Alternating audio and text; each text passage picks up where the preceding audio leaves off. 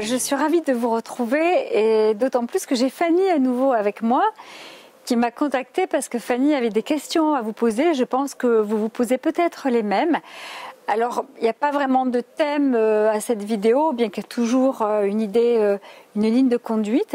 Donc, vous êtes aussi nombreux à me poser des questions et peut-être au travers de Fanny, je ne sais pas trop ce qu'elle a préparé, on va peut-être répondre à certaines de vos questions. Donc, merci Fanny, c'est toujours un bonheur de travailler avec toi. Merci Dominique de bien vouloir répondre à mes quelques questions. Donc je me demandais, parce que vous dites que nous vivons une période exceptionnelle, et je me demandais en quoi elle était plus exceptionnelle que d'autres. Alors c'est vrai que c'est une question qui revient souvent, parce qu'on pourrait dire que l'époque de la guerre, l'époque de la Renaissance, il y a plein d'époques qui ont été exceptionnelles. Oui, c'est certain, et c'est une très bonne question. Alors pourquoi elle est exceptionnelle ? Parce que si on repart dans l'histoire de l'humanité, l'humanité est sur Terre depuis 4 millions d'années. Même si des scientifiques vous disent que ce n'est pas tout à fait ça, mais d'après les sources célestes, on est là depuis 4 millions d'années. Et depuis 2 millions d'années, l'humanité a chuté. C'est ce qu'on appelle la chute de l'humanité, qu'on retrouve dans différents textes sacrés. Et on a vraiment sombré dans la difficulté, les ténèbres, la maladie, la misère, la souffrance, etc. Et en fait, depuis ces 2 millions d'années, énormément d'activités ont été mises en place par les hiérarchies célestes et par certains humains incarnés pour toujours essayer de remonter cette humanité vers une trajectoire, vers une orientation de guérison, de résurrection, d'ascension, pour retrouver la perfection. Et ça a toujours été très compliqué. On s'aperçoit que Sanat Kumara s'est incarné pour nous aider, que Marie s'est portée volontaire d'une façon tout à fait exceptionnelle pour nous aider, et que malgré toutes ces aides-là, c'était très compliqué. Et on n'était pas sûr, enfin les êtres de lumière n'étaient pas sûrs que nous pourrions franchir ce qu'on appelle la bascule des âges en 2012, c'est-à-dire passer de la 4e dimension au 3e, 4e à la 5e, parce que l'humanité était vraiment très endormie. Donc il a fallu énormément préparer l'humanité depuis, on va dire, 2000 ans vraiment, mais 500 ans aussi. Il y a énormément de plans divins qui ont été établis pour qu'on puisse accéder à cette période. Alors pourquoi cette période ? Parce qu'en 2012, on a franchi à nouveau ce qu'on appelle une autre octave dans le système solaire dans lequel nous nous trouvons. Et qu'ayant franchi une autre octave, forcément, ça remet en cause les fonctionnements et les dysfonctionnements de l'humanité. Et ça, c'est vraiment maintenant. C'est-à-dire qu'on a franchi ce cap vibratoire en 2012, puis on l'a franchi avec l'ère du Verseau. De ce fait, toutes ces forces combinées, plus certains alignements intergalactiques, ont favorisé vraiment une bascule en fait de l'humanité, et on inverse en fait ce processus dégénératif lamentable et insupportable dans lequel la Terre était entrée. Donc là, ce qui se passe, pourquoi c'est unique et pourquoi c'est exceptionnel ? Parce que pour la première fois, on n'est plus dans une courbe descendante dans les ténèbres, dans l'adversité, dans l'horreur. On remonte vers un processus libérateur, un processus dont on sort avec engagement. Il faut vraiment s'y engager. Et pourquoi c'est exceptionnel ?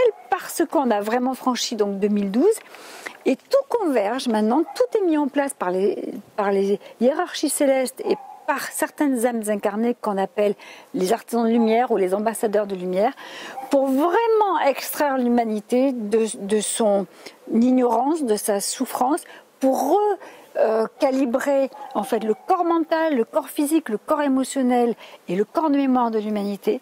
Énormément de purifications ont été accomplies depuis des décennies pour qu'on puisse arriver à ce moment-là précis où les êtres, certains êtres éveillés puissent absolument porter avec eux dans leur sein, dans leur cœur, toute cette humanité souffrante pour l'amener à un autre niveau de conscience et de vie. Donc jamais ça n'a été expérimenté à ce degré-là auparavant. Donc voilà pourquoi on dit que c'est exceptionnel, l'aide que nous recevons est exceptionnelle, l'énergie que nous recevons des hiérarchies et des forces célestes n'a jamais été expérimentée auparavant, et ce que vit la planète n'a jamais été expérimenté auparavant. Donc c'est pour ça qu'on dit que c'est unique et exceptionnel. Alors merci, et justement en parlant de temporalité, à quel moment on va pouvoir voir la différence? À quel moment on va percevoir une réelle différence? Alors, c'est vrai qu'on croit toujours que ça peut se passer en coup de baguette magique et que ça va arriver. Mais ça va très vite en fait. On dit qu'on se transforme à la vitesse de la lumière. Alors ça sera différent pour chacun. Et ça dépend où vous vous trouvez. C'est évident que si vous vivez aujourd'hui en Éthiopie, vous ne verrez pas les mêmes transformations que si vous vivez à Nice ou à Strasbourg ou en Suède par exemple. Mais ça va aller très vite parce que le travail se fait déjà. Et ce qui est intéressant à remarquer, j'en ai parlé dans une autre vidéo, c'est que ce coronavirus qui a sévi et qui a impacté le 2020 et qui va impacter en fait le reste du temps qui passe, ça a déjà commencé. C'est-à-dire que quand on observe ce qui se passe, on s'aperçoit qu'il n'y a jamais autant d'associations, autant de gens qui s'engagent pour vraiment aider d'autres personnes. On s'aperçoit que les gens vivent vraiment les transformations ou les symptômes de la transfiguration. Les gens disent qu'ils sont fatigués, qu'ils ont mal dans leurs os, qu'ils ont mal à la tête, qu'ils ont des problèmes de sommeil, qu'ils se sentent parfois perdus, et qu'ils ont envie de changer de vie. Il y a énormément de symptômes que chacun vit et ces symptômes sont absolument la manifestation de cette transformation. Alors, on est dans un processus transformationnel et donc on ne voit pas encore les résultats, mais les résultats, chacun va les voir en fonction de son investissement à se transformer, à transformer le monde, de sa façon de regarder soi-même et le monde. Et en fait, quand est-ce que ça va se voir? Mais déjà, je crois que la pandémie du coronavirus est une absolue manifestation de cette transformation et de l'ancrage de ce nouveau monde et de la fin de l'ancien. Est-ce que ça répond, Fanny? Oui, et justement, pour parler du coronavirus, est-ce qu'il a un but précis? Alors le but précis, c'est toujours difficile de cerner précisément les plans divins, parce qu'un coronavirus qui se répand comme ça de façon mondiale, si les êtres de lumière n'avaient pas souhaité qu'il se propage et qu'il déclenche ce qu'il déclenche, ça ne se serait pas produit. Donc il a véritablement un dessein particulier. Et ce dessein, c'est pas de tuer des gens et de faire souffrir des gens et de mettre à mal une économie mondiale, bien que le résultat soit là, mais c'est vraiment, et en plus tout le monde est concerné. Donc le but, c'est vraiment de réveiller chacun d'entre nous, pas simplement les endormis ni les récalcitrants, c'est de réveiller tout le monde, parce que tout le monde étant concerné, tout le monde va devoir se poser les questions, tout le monde va devoir reconsidérer sa façon de travailler. Et vous allez voir, Fanny, qu'il y aura plein de changements au niveau du travail. Il y aura peut-être beaucoup de retours à l'agriculture, à la permaculture, à la solidarité, à des terrains partagés, à une autre façon d'aborder nos personnes âgées. Vous allez voir que petit à petit, les gens vont prendre conscience de ces inepties. Un peu comme dans La Belle Verte, je ne sais pas si vous connaissez le film La Belle Verte. Ben c'est ça, c'est en fait, ils vivent autrement et pourtant ils ont déjà connu la terre et c'est apporter vraiment une autre façon de vivre. Donc quand est-ce que ça va se faire? C'était ça, je crois, la question. Ben, rapidement, si chacun s'y met, si tous les artisans de lumière s'y investissent vraiment et s'y consacrent, ça peut aller très vite. Mais chacun le voit déjà et cette pandémie est une manifestation absolue et incontestable de cette transformation et de cette arrivée du nouveau monde. Ce n'est pas une catastrophe, c'est un appel et souvent Saint-Germain il dit cessez de vous comporter comme des ignorants et des rampants, mais pour le coup cessez puisque pas suffisamment de gens ne l'ont fait, lui il propose, puisque c'est lui qui est le gardien de cette terre dans laquelle on est rentré, c'est que forcément il a été d'accord avec les autres êtres de lumière pour répandre un virus qui est un virus invisible, un virus qui touche les personnes qui se sont aussi portées volontaires pour vivre ce virus et ces difficultés-là.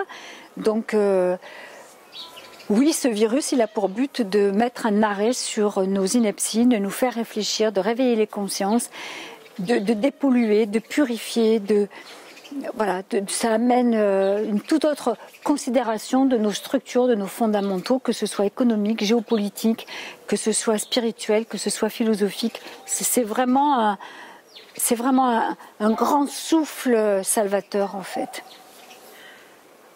J'aimerais aussi repartir sur la notion d'ego, parce que vous dites que l'ego n'a plus de pouvoir. Et je me demandais pourquoi. Alors ce qui s'est passé, c'est vrai que quand on a perdu les lois, le fonctionnement des lois divines, et qu'on s'est basé sur les lois humaines qui ont souvent été dépourvues de sagesse et de sensibilité, c'est notre ego qui a pris le dessus. Et l'ego, il faut comprendre que c'est une absence d'amour. Donc quand l'ego a pris les commandes, il nous a poussé à faire des tas d'actions ou à réagir de façon absolument inappropriée par rapport à un alignement divin. Et quand on s'est rendu compte que cet ego en chacun était quand même très ancré et qu'il nous menait, en fait, qu'il était le chef de nos vies et qu'il fallait redonner ce pouvoir à la présence où je suis, il y a eu, alors je crois que c'est en 2000, je ne sais plus si c'est pas 2016, je ne sais plus exactement, ce qu'ont fait les hiérarchies célestes, elles ont pulvérisé l'égrégore causé par l'ego de chacun d'entre nous, qui formait aussi un égrégore global. Et cet égrégore était si solide et si compacté qu'il avait encore un champ électromagnétique en chacun qui était très puissant. Et le fait d'avoir pulvérisé cet ego, cet égrégore, l'ego s'est retrouvé en fragilité comme un bâtiment qui va vivre un tremblement de terre et qui va donc se fissurer. Donc cette fissure fait qu'il ne peut plus avoir un champ électromagnétique aussi puissant, et plus on se rapproprie la connaissance sacrée et plus on l'applique, et plus on est dans l'amour, parce que c'est vraiment une absence d'amour, l'ego et de sagesse, plus en fait on reprend les commandes, et petit à petit l'ego se soumettra, parce que c'est la fameuse bascule de la masse critique, se soumettra pour totalement disparaître à la puissance de notre présent je suis, et à la puissance des vertus, des 12 flammes sacrées que nous exprimerons et que nous allons commencer à exprimer. Donc il ne pourra plus nous influencer parce qu'on aura le discernement, la sagesse et la connaissance suffisante pour repérer ce qui est juste ou mauvais, ce qui est réactif ou ce qui est constructif, et on n'ira pas dans ce processus qu'on comprendra être dégénératif et déstructurant. Et comment peut-on s'extraire de ce soi-disant chaos ? Alors comment s'extraire de ce soi-disant chaos? Ça demande du travail, ça demande de la discipline. C'est pas pour rien que Jésus, il avait autour de lui ce qu'on appelle des disciples. Et les disciples viennent bien de discipline. Ça demande un travail. Et vous allez dire, mais c'est quoi ce travail? Il faut travailler sur soi, il faut travailler sur l'enfant intérieur. Il faut essayer de comprendre comment on s'est construit, quelles sont nos croyances, quelles sont nos visions, qu'est-ce que je pense de moi. Est-ce que je crois à ce nouveau monde? Est-ce que je fais confiance à ma présence je suis? Oui, il faut travailler. Oui, il faut travailler. Et les êtres de lumière disent pour que ce soit efficace, il faut travailler un minimum de 2 heures par jour, à se consacrer, à invoquer pour soi et pour les autres, à faire attention à chacune de nos paroles, à faire attention à chacune de nos émotions, à être attentif aux actes que l'on pose et comment on les pose et quelle incidence cela peut avoir. Il faut comprendre que vraiment on est ce champ électromagnétique divin, magnifique, puissant, et que ce champ électromagnétique, il a un impact sur nous-mêmes, il a un impact sur le monde. Donc c'est vraiment être observateur et acteur de ce que nous voulons vraiment voir se manifester en nous et autour de nous, et être très vigilant. C'est-à-dire qu'on ne peut plus s'autoriser une critique, une parole désagréable, un comportement de victime, le découragement. Tout ça, ce sont des valeurs qui ne doivent plus exister. Donc, c'est un énorme travail au quotidien. Voilà. Merci beaucoup Dominique, j'espère que ça aura répondu à des questions que d'autres aussi auront pu se poser.